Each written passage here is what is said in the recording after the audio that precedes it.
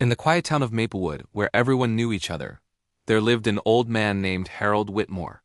He was a solitary figure, known for his wrinkled face, tired eyes, and a strange habit of walking backward through the park each evening. The local kids whispered about him, and neighbors offered polite nods but rarely a word. For decades, Harold kept to himself, and that's just how it was. But the town's curiosity was a slow-burning fire, and it reached a flashpoint one chilly autumn morning.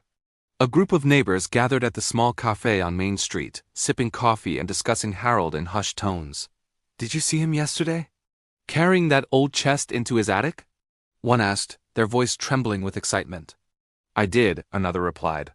"What do you think is inside? Old letters? Treasure, maybe?" Nobody knew, but everybody wanted to.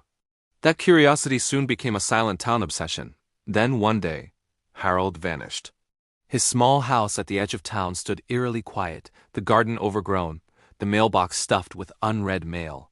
People started to speculate wildly. Had he moved away, or had something worse happened? It was young Emily, his inquisitive neighbor, who decided to find out. She had always felt there was more to Harold than his quiet exterior suggested.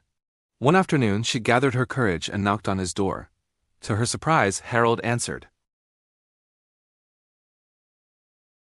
Emily explained that she'd seen the chest in his attic and, well, she just wanted to know more about him.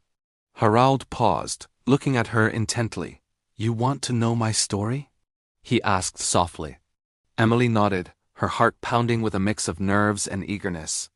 For the next hour, Harold unspooled a past that no one in Maplewood could have ever imagined.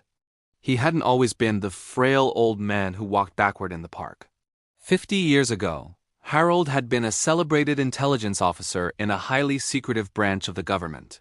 He had worked undercover on dangerous missions across continents, thwarting plots and preventing catastrophes that could have cost thousands of lives. And that chest in his attic?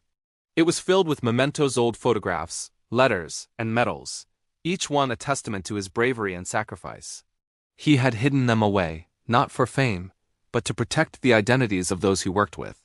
Emily listened, completely captivated, as Harold described narrow escapes, coded messages, and a world filled with shadows and whispers. He spoke of the profound loneliness, the heavy weight of keeping secrets, and the quiet satisfaction of knowing he'd made a difference, without anyone ever knowing his name. When Harold finished, Emily was speechless. She felt a powerful mix of awe, disbelief, and deep admiration. As you can imagine, the news of Harold's past spread through Maplewood like wildfire. The town was utterly shocked. People who had once ignored him now approached him with reverence.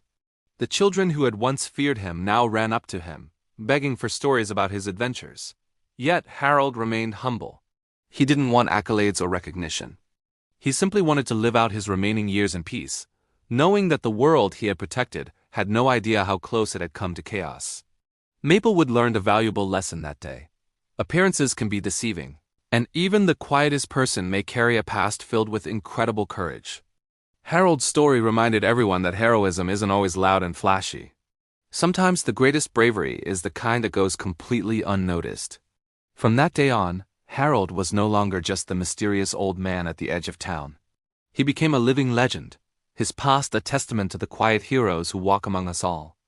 And while he never sought the attention, he would quietly smile at the newfound respect, grateful that his secret world could finally rest in peace, right alongside him. Thanks for watching. If you enjoyed this story, don't forget to like and subscribe for more incredible tales.